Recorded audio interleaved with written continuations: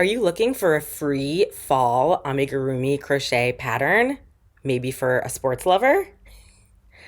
I want to share this adorable crochet amigurumi football that I made from a free pattern. I'm May, and this is May's Crochets. I'm a beginner crocheter sharing my learning to crochet journey, and I'm having so much fun making patterns and sharing them here with you all. So, I had found this football pattern a little while back. It's actually directly on Instagram. This is my very first time doing a pattern directly on Instagram. Most of what I've done up until now, I've done a lot of woobles, which I can link to my playlist here. I've done a whole ton of those to learn how to crochet, but I've also done a whole bunch of other free patterns, mostly off of the designers' like websites or blogs directly. But yeah, I discovered at some point along the line, which of course makes sense, that there are all kinds of free patterns directly on Instagram that they're like the slideshow. Is that what it's called? You can click through and there's multiple pages, and it shows you how to do the pattern. So I had bookmarked this one a while back and I finally got around to making it. This was such a great pattern. I should say it's by Crochet by Empanada is the name of the designer, which what a fun name. And I will link the pattern below in the description box if you want to make this one for yourself. So here we have our American football amigurumi plushie. This is made with Premier Basics Chenille Brights yarn. I love this yarn. I guess it's more adjacent to like a blanket yarn. I know a lot of people love Premier Parfait Chunky, which is a little bit more of like a traditional chenille from what I gather. I've heard a lot of comparisons to Bernette Blanket. I've never made anything with Bernette Blanket yet, but I plan to. But I really love this yarn. It doesn't really shed. I had made a number of patterns with this yarn previously, and then lately I've been working more with worsted weight yarn. So it was a fun challenge to kind of get back to the chenille and the challenges of finding the stitches and counting them and all of that. But this was such a great pattern. It worked up very, very quickly. I could see this being an amazing pattern for people who do markets and things like that. I could totally see these like flying off the shelves, people seeing like kids who want balls to play with or, you know, adult like football fans. I could totally see this being a really popular pattern, and it was so quick to make. So let's talk through the pattern a little bit. It's pretty basic. You start with a magic ring, you know, you do some increasing, you do the color changing between the brown and the white, which is always a little bit tricky. I want to talk a little bit more about color changes in a moment. You know, some more increasing, single crocheting all the way down the body of the football, switch back to the white, you know, start decreasing and then close it up, and it makes itself this football shape. Then all you need to do, you do add the safety eyes at some point during it. And then all you need to do at the end is embroider on these, there's a word for this. I don't know, like the threads. So there's a word for this. I don't know what it is. And look, my fingers fit right there. I can throw my beautiful spiral. And then you embroider on the mouth. So, fairly straightforward, very quick to make. The brown that I chose for this was a little bit dark. So this is the, let's see, chocolate color. And I don't know, I didn't have anything that was like a slightly lighter brown. The eyes and the mouth, you can see it pretty well in this light, but in other lights, they really sort of blend in. You can like barely see, right? Eyes and mouth. So I actually was thinking, I'm sure there are out there other colors of safety eyes. Like what if the eyes also were white?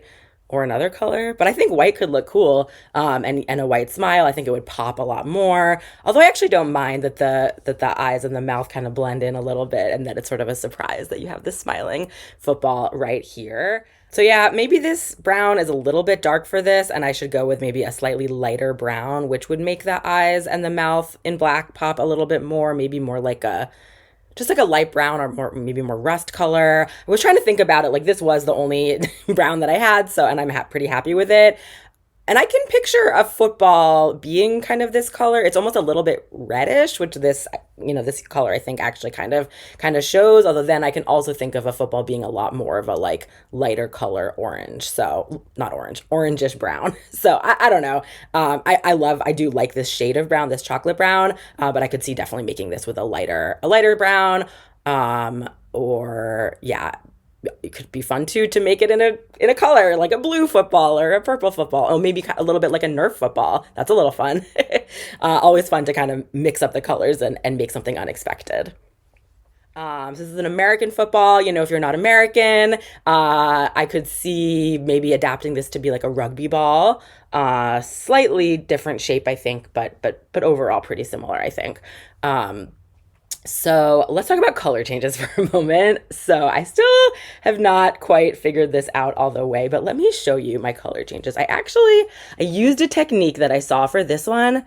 Take a look. How do those look? So I'd say, pretty good. So if you use the traditional color change technique, you end up with like a super jagged line because you are fully changing from one color to the next in from one round, I guess, to the next. And so you like literally have this jog where you are changing colors if you do the traditional method. I've tried some variations. Like I think I tried doing a slip stitch instead of a single crochet, and I had seen that might help a little bit, and it still ended up pretty messy, though a little bit smoother.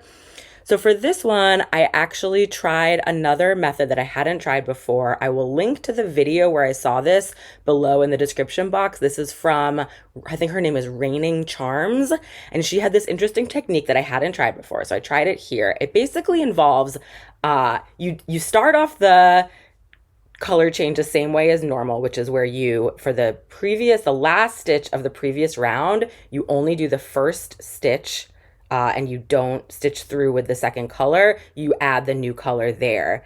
But then you do this interesting thing where you take your crochet hook out of the loop and you insert it into the first stitch of the next round from front to back. So you sort of push it from front to back and you loop your loop with your hand directly onto the hook. And then you like pull the hook through that way, and then you wrap, and then you keep going.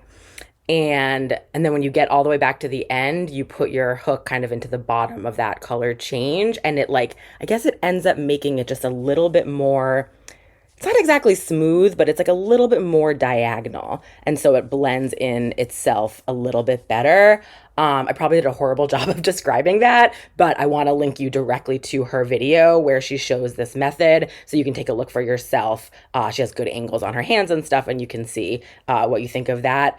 Please let me know in the comments, do you have a preferred way of doing color changes?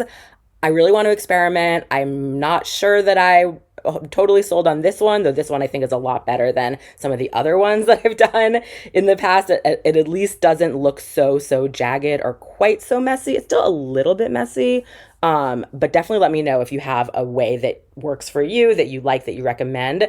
I'm thinking of doing a video where I kind of try out different color change techniques and like find a pattern that will be good for that has a lot of stripes, to compare and share my results, because this is something that every time I get to a color change I'm like, which way should I do it? And every way, it kind of doesn't come out perfect. So I definitely want to keep experimenting, but I do think this one, I think it came out pretty nice. And for a pattern like this, like, yes, it's facing forward, but you're going to be playing with it in all directions all the time. And so I really felt like for this one, I wanted it to be a little bit more neat and not just do the standard color change with the big jump. I guess if I take a step back, let's see. Yeah, like if you don't know what you're looking for, if you're not looking too clearly, maybe it wouldn't jump out at you that it's like a little bit messy. Although if you're looking at it, you can definitely see a little bit of the messiness. So, but I do think that this was, of the methods I've tried, maybe one of the better ones. And so I could definitely see doing this again, but I'm definitely open to if there's other better ideas out there. So for stuffing for this one, it was a little bit interesting. I feel like I stuffed this one so much. Maybe it's partially because I haven't used this sort of bigger chenille yarn in a little bit, and I've been working with worsted weight yarn, and it's just a little bit smaller. But I felt like with this one, I just kept stuffing and kept stuffing and kept stuffing, and there was always room for more. I probably could have stuffed it even more. And the nice thing about this type of yarn is it doesn't really make like holes. So like with some yarns, like the Woobles yarn, you can keep adding stuffing and it just like stretches the stitches more and more, and you can see the holes between the stitches more and more, versus this kind of yarn. I think you could just keep adding stuffing and it would, I mean, maybe eventually it would start to kind of like pull apart. So I actually don't know. Like I really have not yet figured out for myself what is the right amount of stuffing. I don't think this is understuffed, but I don't know. It's interesting. So let me do some squeezing of it. It's like, it feels very like firm, but at the same time, I can kind of like push it together and it like becomes much more like thin in that direction, or I can like squish it this way and it becomes much more thick. And like, I don't know, I think maybe that's fine. But it did feel like I was doing really a lot of stuffing, and yet I still feel like there's maybe more room to go. Interestingly, after I did stuff it, and then when I was doing the embroidery of these threads or whatever we think they're called, I had to redo it a couple times because I didn't get the placement perfect to begin with. And ugh, you can see like, because I redid it a number of times, there's like the stuffing, you can see the little threads of the stuffing pulling through, which happens, but you know, it got worse because I did it a number of times. I did try to use some tweezers to like pull out some of the extra stuffing that's sticking through, but did not get it all. But anyway, when I was doing that and then I was like tying it off and hiding the yarn tails through, like I ended up distorting, I guess, the shape a little bit because the stuffing inside, it was really easy to kind of pull it in a direction or another. And so it ended up a little bit misshapen, like wherever I was pulling it, and it got a little bit snagged, like it got way pushed in like this. But I have been doing this little trick that seems to work well, which is after I do that, I mean, you can always like, you know, use your hands to try to reshape after you close something up. But I've also been using like my tapestry needle or even a longer knitting needle that I have to actually like stick in and like push the stuffing out in a certain direction. That's been the trick that I've been using to try to kind of reshape at the end, kind of from the inside. Like from the outside, you can kind of do some massaging of it to kind of get it in a certain shape. But especially if it's like very distorted, I found that if I just take one of these thin, you know, a tapestry needle, although that's quite short, or a knitting needle, I'm sure you could use like a chopstick or something else, and just like push it in and then like push out the stuffing kind of against the side of the plushie, it totally works. And that's a good way that I've been able to sort of reshape things back when it's a little bit distorted. So kind of at the end after doing embroidery and things like that. I think there's also a way, I think, to do embroidery before you close it up and do the stuffing, though I have never tried that. I have always, and most of the patterns that I've seen have not specified that. It's like you know, you close it up, you have the shape with the stuffing and you have the placement of the eyes, so you know exactly where to do the embroidery. I could see maybe if you haven't stuffed it yet and closed it, and then later you do stuff it and close it. Yeah, stuff it and close it. That things might get a little bit distorted from what it looked like before it was stuffed, and so that's a reason to wait until the end. Though the downside again is, you know, you pull through the stuffing a little bit and you can see it, especially here against this dark brown. So yeah, I'm still working on figuring out what the right amount of stuffing is. But in the end, I am pretty like happy with this. But it was interesting. I really felt like I could just like keep stuffing it, keep stuffing it, keep stuffing it. I wonder what would happen if I tried sometime to literally keep stuffing it until like you couldn't stuff it anymore, and how that would compare to this guy. But overall, still, I think he came out in really good shape. So there we have it, this little amigurumi football plushie. Such a quick little fun pattern. Fun to have a little smiling face. You know, you could always do it without the smiling face and just have it be a more standard football. I could totally see like playing with this with a little kid. I could also see like the dimensions. You know, this is a kind of fun little size, but you could make an even bigger version with like Bernat blanket, which I think is a little bit thicker. Or if you were to modify the pattern, you know, or you can make an even smaller version.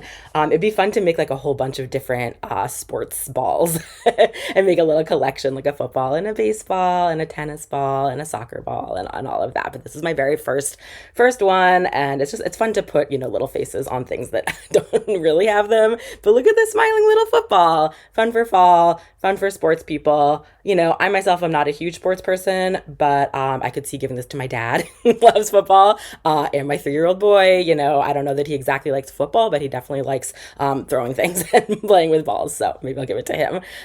So yeah, I think that's it for today.